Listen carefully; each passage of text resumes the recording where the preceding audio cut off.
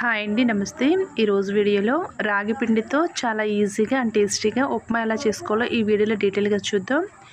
నార్మల్గా మనం రెగ్యులర్గా చేసే ఉప్మా కంటే కూడాను ఈ రాగి పిండితో చేసిన ఉప్మా టేస్టీగా ఉంటుందండి. అలాగే ప్రిపేర్ చేయడం కూడా చాలా ఈజీ అనమాట.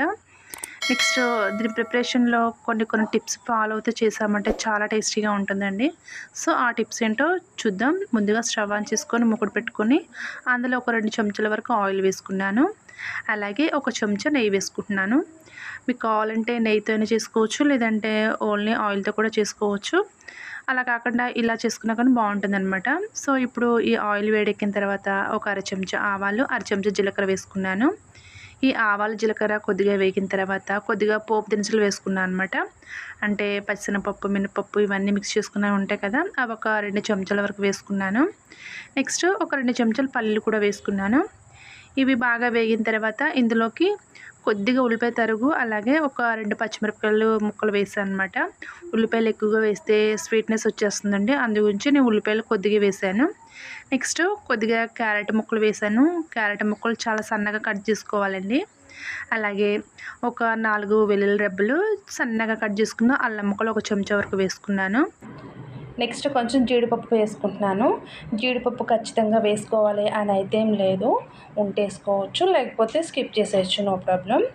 కొంతమందికి రాగి పిండితో చేసిన రెసిపీస్ తింటూ ఉంటే పులసరం వేసింది, లేదంటే పుల్ల తెనుపులు వస్తున్నాయి అని అంటుంటారు.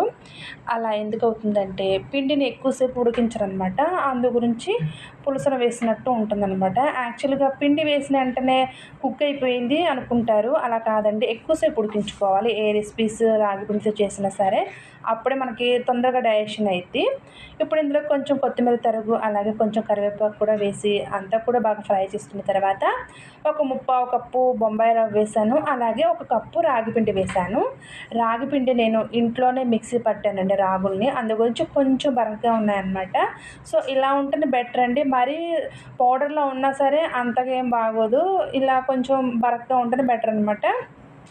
ఈ రాగిపిండి ఉప్మా రవ్వ కూడా అంతా నూనెలోగా మిక్స్ అయ్యేలాగా బాగా కలుపుకోవాలి. ఇలా ఒక 2-3 నిమిషాల పాటు కలుపుకున్న తర్వాత రుచికి సరిపడా సాల్ట్ వేసుకోవాలి. సాల్ట్ వేసిన తర్వాత అంతా కూడా మరొకసారి కలుపుకున్న తర్వాత నీళ్లు పోసుకోవాలి. నీళ్లు ఎలా పోసుకోవాలంటే ఇక్కడ మనం ఒక 3/4 కప్పు బొంబాయి రవ్వ, అలాగే 1 కప్పు రాగిపిండి తీసుకున్నాం కదా, వీటికి సరిపడా నేను 5 కప్పుల వరకు నీళ్లు పోసానండి. ఇలా ఉంటేనే క్వాంటిటీ కరెక్ట్గా ఉంటుందన్నమాట మనకి ఉప్మా అనేది. సో ఈ నీళ్ళు పోసిన తర్వాత అంతా కూడా బాగా మిక్స్ చేసుకోవాలండి, ఏమాత్రం ఉండలు కట్టకుండా. మంటని మీడియం ఫ్లేమ్లోకి అడ్జస్ట్ చేసుకొని కలుపుకుంటూ ఉండాలండి, అప్పుడే ఉండలు లేకుండా పర్ఫెక్ట్గా ఉంటుందన్నమాట. ఇలా కలుపుతూ ఉంటే చక్కగా దగ్గర పడిపోయి సాలిడ్గా ఉంటుందన్నమాట. చూడండి, అసలు ఏమాత్రం ఉండలు లేకుండా చక్కగా సాఫ్ట్గా ఉంటుంది. నార్మల్గా ఉప్మా తినడం ఇష్టం లేని వాళ్ళు ఇలా రాగిపిండితో చేసుకొని తినండి, చాలా బాగుంటుంది టేస్ట్ అయితే. మామూలుగా చేసే ఉప్మా కంటే కూడాను ఇలా రాగిపిండితో చేసుకుంటే ఉప్మా బాగుంటుందండి. కన్సిస్టెన్సీ ఇలా దగ్గర పడుతూ ఉంటుందండి. దగ్గర పడిన తర్వాత మంటను సిమ్లోకి అడ్జస్ట్ చేసుకొని పైన మూత పెట్టుకొని ఒక 5-10 నిమిషాల పాటు సిమ్లో వదిలేయాలండి, అప్పుడే కరెక్ట్గా కుక్ అవుతుందన్నమాట రాగిపిండి ఉప్మా. ఇలా కలుపుకుంటూ ఉండాలన్నమాట నిదానంగా. చూడండి, ఈ విధంగా దగ్గర పడిన తర్వాత ఇప్పుడు మూత పెట్టేసుకోవాలి. మూత పెట్టిన తర్వాత ఫ్లేమ్ను ఖచ్చితంగా సిమ్లోకి అడ్జస్ట్ చేసుకోవాలండి, లేదంటే తొందరగా అడుగు పట్టేస్తుంది. ఒక 5 నిమిషాల తర్వాత మూత తీసుకొని ఒకసారి కలుపుకోవాలి.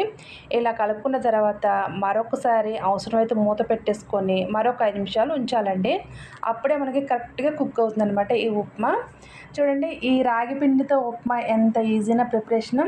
ఇలా రెడీ చేసుకుంటే టేస్ట్ ఇది అద్భుతంగా ఉంటుందండి. ఎంత ఇష్టం లేని వాళ్ళైనా సరే ఇష్టంగా తింటారు. ఆల్మోస్ట్ రాగి పిండితో ఉప్మా రెడీ అయిపోయింది కదా, ఇప్పుడు స్టవ్ ఆఫ్ చేసుకొని సర్వ్ చేసుకోవడమే. మేమైతే చక్కగా మామిడికాయ పచ్చడి వేసుకొని తింటామండి. మీకు ఇష్టమైన చట్నీ కానీ పచ్చడి కానీ ఎలాంటి దాంతోనే సరే సర్వ్ చేసుకోవచ్చు. సో అంతేనండి, ఈ వీడియో మీకు నచ్చితే ఖచ్చితంగా వీడియోకి లైక్ చేయండి, అలాగే నా ఛానల్ సబ్స్క్రైబ్ చేయండి. Thanks for watching.